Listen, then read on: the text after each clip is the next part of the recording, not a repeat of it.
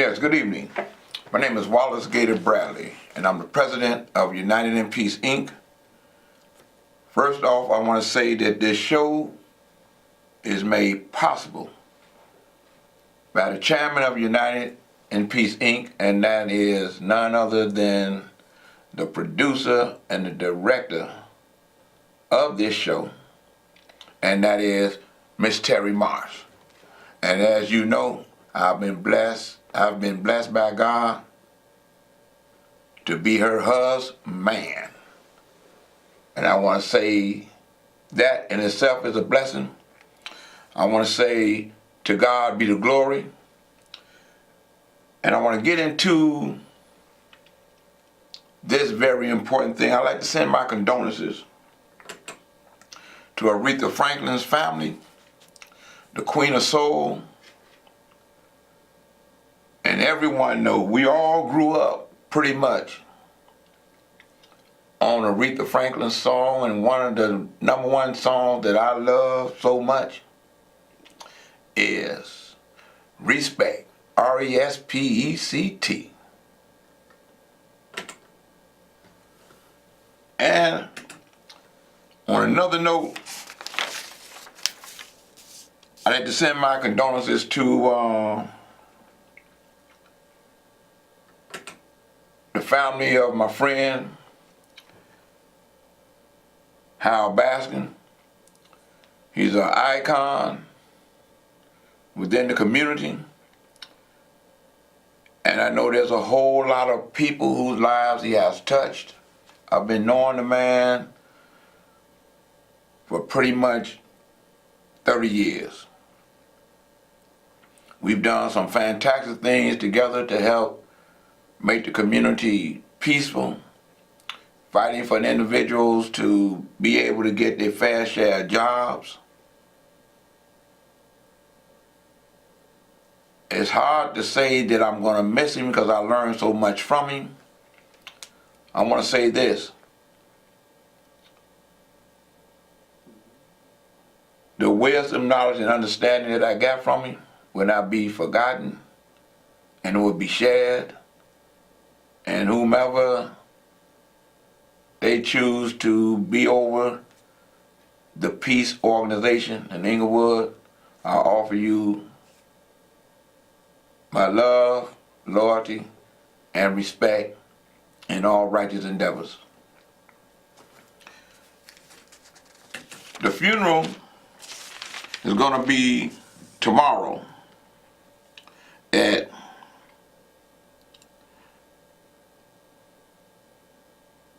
the Freedom Temple. That's 1459 West 74th Street. The funeral will be from 10 to 11. No, the visitation will be from 10 to 11 a.m.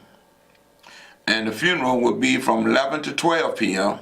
at Freedom Temple, 1459 West 74th Street. Tonight, from 5 to 9 p.m., you can go by A.R. Leak's funeral home to view the body with family and friends. And I know that there's a lot of dignitaries, a lot of friends, family, and fans. Caller, I see you. Could you please state your name? Yeah, this is James. And voice your opinion. Hey James, how you feeling, man? Okay, now this why I got a strong feeling. Okay, you know people having carry guns, right? No, what you say? What you say, Jen? Say it again. Okay, you know the people sharing guns. Okay, they always talk about the gang doing it, but I think the people who carry guns, like the share carry, I think they doing it, and the police and the DA, I think they doing it too. Yeah, well, you know, I'm gonna say this. The wonderful thing from the last week's show, to this show, I see where the people in the community came together. The law enforcement did their thing. The people in the community did their thing. And the violence came down 50%. I want to say, I know that whatever we do together as a people, working together, united in peace, and being purposely focused on doing all that we can to help stop the violence, that's important. But I heard about a shooting that was on the west side where they arrested, I think, 11 or 12-year-old. And the shooting of 2 individuals or 3 individuals was over a basketball game.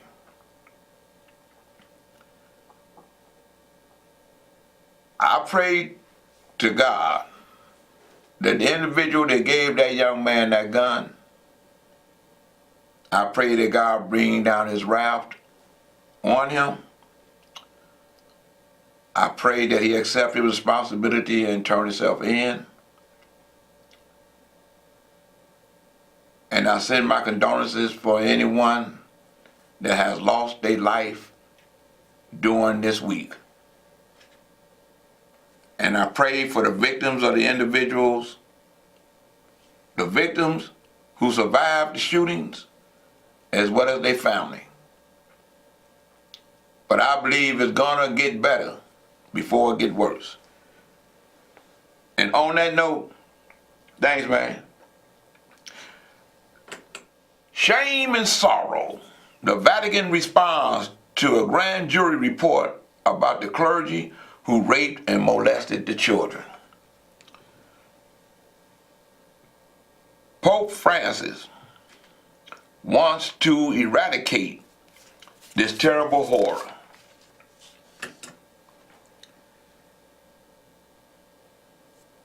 And he's calling the abuse criminally and morally reprehensible. That's a good thing. Because before hearing it from this pope, it seemed like the other popes were hiding the individuals that was committing these atrocious crimes. And with that, I want to say,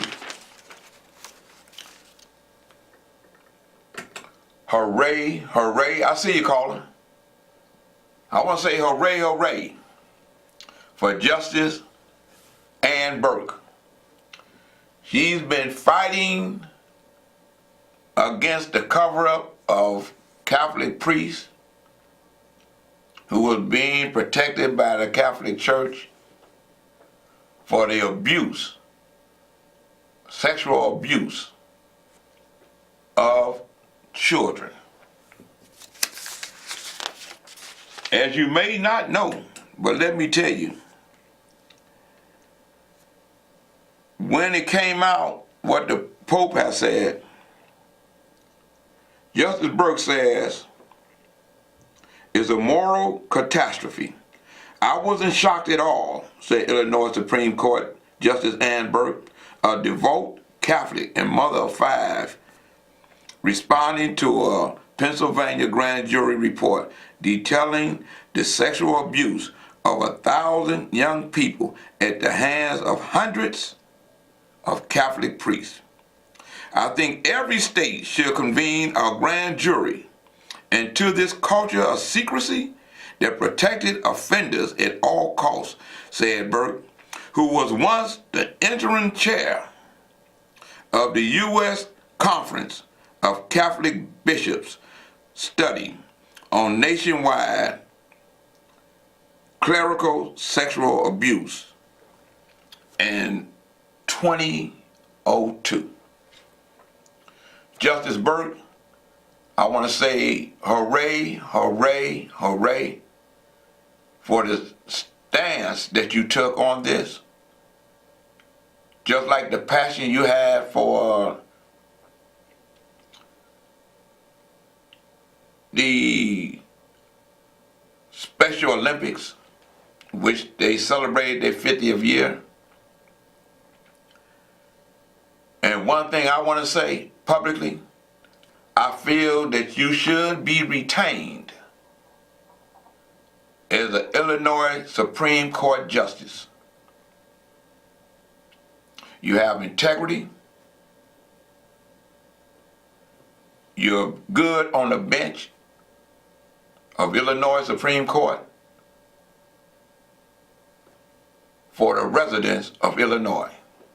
Fair justice and a moral conscience is what's needed on the bench of all these courts, be it the circuit court, be it the associate judge, be it the appellate court, be it the Supreme Court.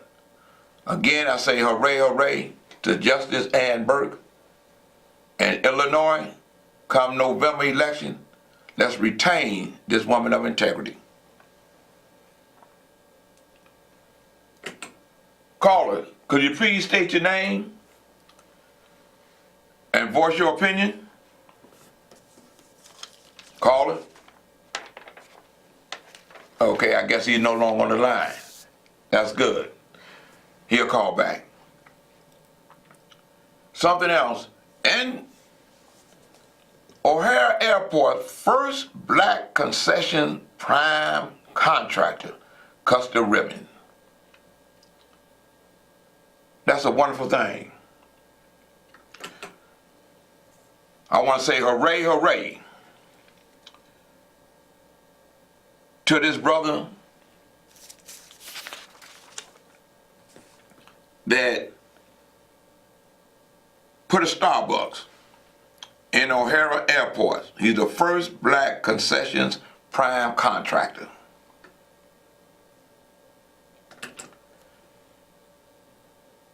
And we need to, he got I'm just gonna say NOSA. I don't want to mess up the brother's last name. But he's a founder and CEO of Boa Construction. He stands in a newly opened Starbucks location that his company constructed for HMS Host in Terminal 1C Concourse at O'Hare Airport. We're seeing a lot of work and a lot of African American contractors, even on the Obama Presidential Center. I believe there's 4, maybe 5 African American contractors. I know they're getting a total of 51% of the contracts at Obama Presidential Center. Now to see this African American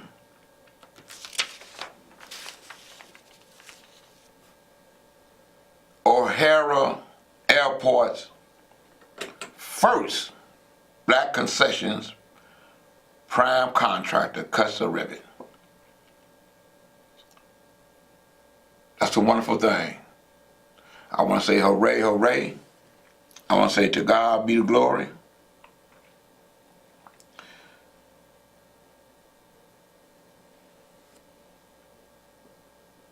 And I want to say, it looks like Chicago is going in the right direction. And I'm of the opinion it's because the African American community is demanding it of the various elected officials, be it the mayor, be it the governor, here in Illinois, here in Cook County, and here in the state of Illinois. The African American community is now speaking and demanding that the African Americans get their fair share of jobs, contracts, and appointments. I want to say hooray, hooray to the African American community. And caller, I see you. I'm glad that you're back. Could you please state your name and voice your opinion? I sure will, my buddy Gator. Two quick points. The first one is about, I'm practicing Roman Catholic.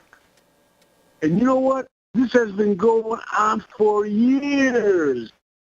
And I'm happy, hooray, hooray, hooray that they're going to put all them priests in jail where they belong. Yes. That's the thing. And I'm a Roman Catholic. And the second thing is the $300 million CTA program that they're going to do. How much is the Hispanic or the African American construction companies going to get on that? I'll tell you how much. They may get 15 to 25 million. And like Nancy Pelosi famously said, that's peanuts. That's where we should go in Martown. Go march on the mayor. Make sure that he gives us 40%. You know what? I'll tell you what. I'm glad you asked that question. Next week show, I'm going to have those numbers for you. I'm going to reach out to the Hispanic caucus within the city council and the African American caucus within the city council. And I asked them, do they have numbers representing their fair share of the contracts and the jobs you know what on the CTA? You know what they're going to tell you? I'll get back to you. No. Exactly what they're Hey, let me share this with you. With the election coming up in 2019, they're going to have some numbers, because pay attention to this. You can rest assured the Hispanic community has their numbers. That's why you don't see a Hispanic candidate in the race for mayor. Okay? Yep. I'm going to ask the chairman, Roger Sawyer, like I said, Gator, and get, I'm going to get those numbers for you, man. I hope you're 100% right. Right, I'm going to get those numbers for you. Because this is what I want to say before you get off the air. Okay. We as a people that are registered voters now got the best opportunity with the November election coming up on November 6, 2018, and the mayoral election coming up, and the automatic election coming up in February of 2019. And one thing I'm hearing people saying on the streets. Okay, Gator, my friend, I'm counting on you, buddy. Thanks, boss.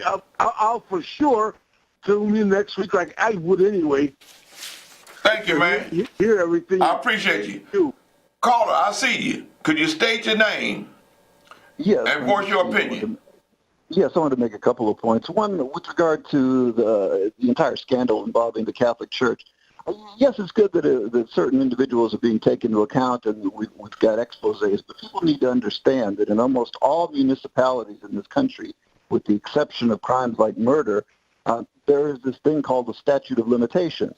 So in other words, despite the fact that people are coming forward, if you've got an accusation against a priest that goes back 10, 15 years, there's nothing legally that can be done in terms of a criminal case against that priest because the statute has run out. So though we've exposed these people, and that's a good thing, it's a step in the right direction. You know, I'm with you. I'm with you on that. I'm going to hold you right there. I agree with you. But they still should not be allowed, once it's found out about them, to go to another parish. Right, exactly. You know what I'm saying? And the one thing that I love from what I'm reading about Justice Burke. Right, and that's a different issue. When she took it to Francis George, who had a priest from another diocese living at the Cardinal's mansion, who had pled guilty to abusing a minor in another state before he became a priest. And she took that to him, and Francis George got that guy out of there. And you're right. And I think the legislators should put something down about that, just like they got, just like I'm going to say this, I want to stay on this point. When you see where there's a law that's saying an individual who has raped, okay, because I'm seeing some priests that have raped children. There's something here in Illinois where they can be held indefinitely. Right. Now, you're talking about something else. You're talking about holding someone who's been convicted. But Right. what we're talking about is statute of limitation. Now, there are numerous... Right. Well, hey, hey, I'm with you. I'm not arguing with you. I'm hearing your opinion. I just want to be clear. I'm just saying. Different thing. I'm just saying that there is something there.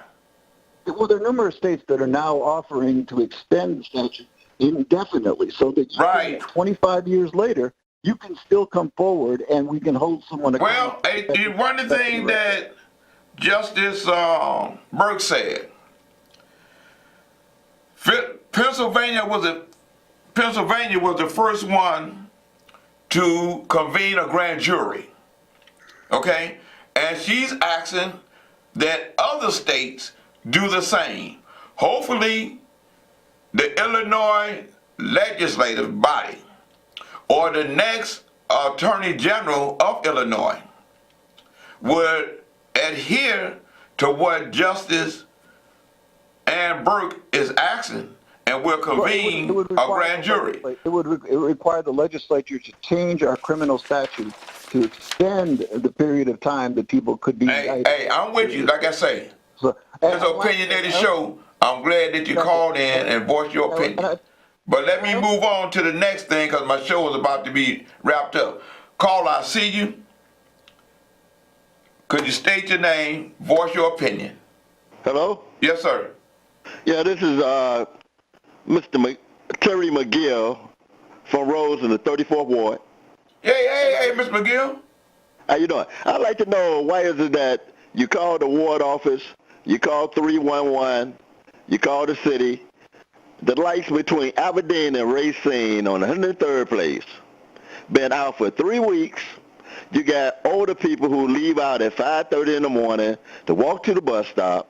It's pitch black out there, and I guess it's not election time for aldermen. Well, yeah. Because but let me help you on that because my time is short. I got another caller. What you did you call 311? Hey, first thing you got to do, call 311 so that you got a what they call, for lack of a better phrase, you got a complaint number. You follow what I'm saying? Okay, and then they have to make the move on what you're doing to address that concern. But this is what I'd like for you to do. You can call me at 312-371-6914, and you can send me a text, and I'll get that. I'll personally take your complaint to the alderman so that can be addressed, because you're right. That has to be addressed. I'm not a part of the alderman staff,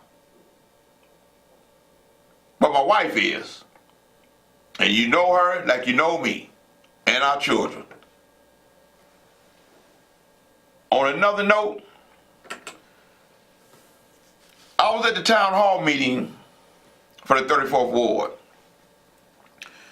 And the one thing that I noticed from this town hall meeting, that the conversation was dealing with the violence across the city in general, and in the 34th Ward in particular. And the theme of the town hall was one voice, one Chicago, one public safety. And they got a new commander and a new lieutenant, and the people in the community was welcoming them and working with them. And the thing was, it takes all of us to help turn the tide on this violence. So that's one thing I can say that's happening within the 34th Ward, dealing with that violence. And I agree with Mr. McGill, they got to deal with the lights as well. On another note, the Lakeshore protesters vowed to shut down O'Hare traffic on Labor Day. Again, they want to get the mayor's attention. That's what Mr. Livingston is saying, Pastor Livingston, Reverend Gregory Seal Livingston is saying, but the other two guys that was a part of his team that had the march on Lakeshore Drive, they weren't standing there with him. I guess they mad at one another about going forward.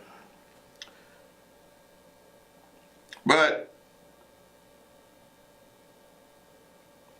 he says it's something that we need to do to get Rob's attention with. He says he's really following Mahatma Gandhi's pattern. First they ignore you, then they laugh at you, then they fight you, then we win. That's what Pastor Livingston said. We're not asking for permission again, but we're looking for the same cooperation that Pastor Fager got on the Dan Ryan. What's the difference between blocking the Kennedy and blocking the Dan Ryan? If there is no real fundamental difference, I would love for them to talk to us about how they can help us do that. Now you say you're not asking for permission, but you want to talk to them in order to get the help, okay? Talking to them to get their help is the right thing to do. So I'm saying, you're pushing for the resignation of the mayor and the resignation of the superintendent. I wish you Godspeed in your righteous endeavor on whatever that is, but I don't think they're going to resign. Okay? And I pray that everybody be safe. I got to wrap it up. And I want to thank my listening and viewing audience. I want to end this on saying, don't choke, vote November 6, 2018. And there's no better person to become the next governor of Illinois than J.B. Pritzker. To God be the glory.